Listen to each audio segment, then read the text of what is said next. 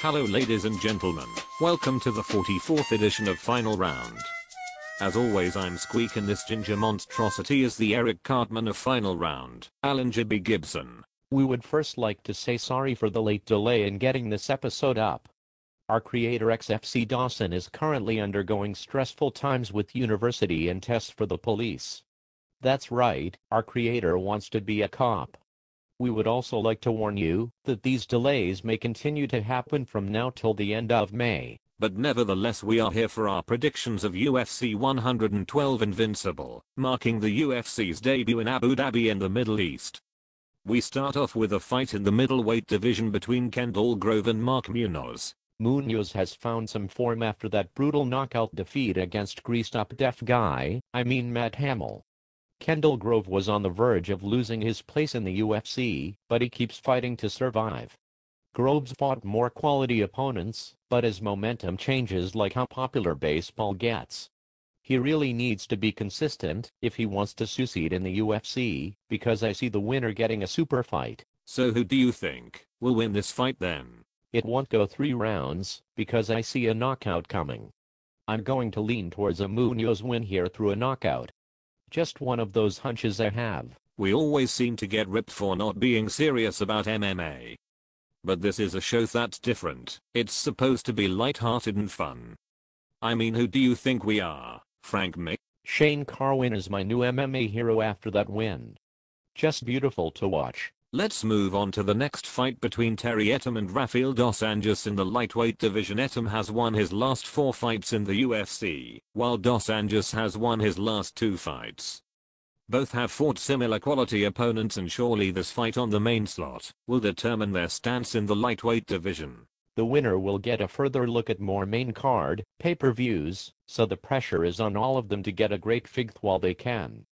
I think this could go either way with Etam notorious for his submissions, but dos Anjos can pull off submission victories of his own. I think this fight will go down to who has the toughest heart, and I can't help but think dos Anjos has the advantage through his notable wins by decision. Now on to what could only really be described as a legends battle between Matt Hughes and Renzo Gracie. This marks Gracie's debut in the UFC, while this is Hughes' first fight since the win against Matt Serra. So what do you think of this fight, Jibby? A legends battle, like you said, Squeak, but this won't contribute Hughes. I don't think anyone's expecting big things from Gracie in this fight, but Hughes is at the stage now that he has to show he can still make an impact in the welterweight division. A win against Gracie won't help him there, but a loss may retire him. Gracie hasn't fought in 3 years, but a win would elevate his name again in MMA.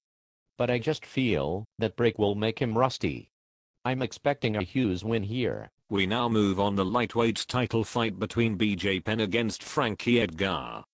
The question here is, will Edgar have any chance of beating Penn? The only man I truly believe who would beat Penn in this division was Diego Sanchez, and Penn raped him in that fight.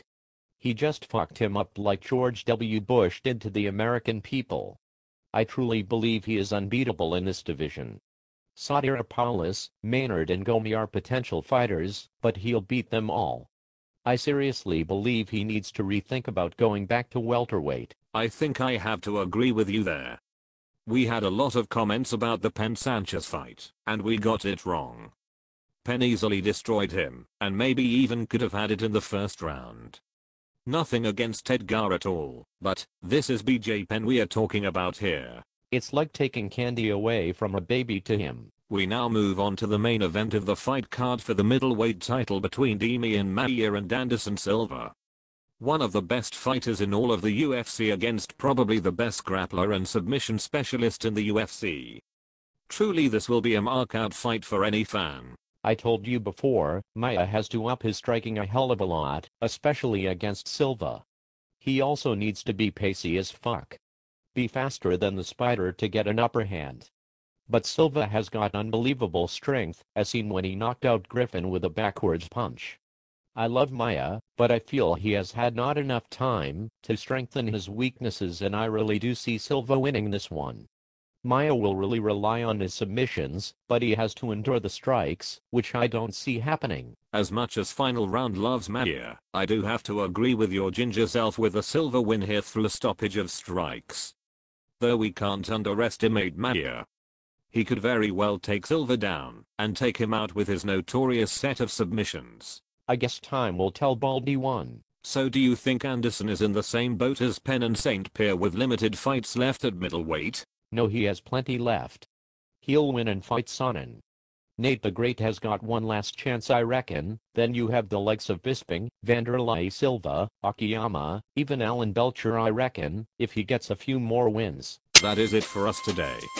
We'd like to say sorry one more time for the delay, but we'll be back for UFC 113 predictions. See you all later.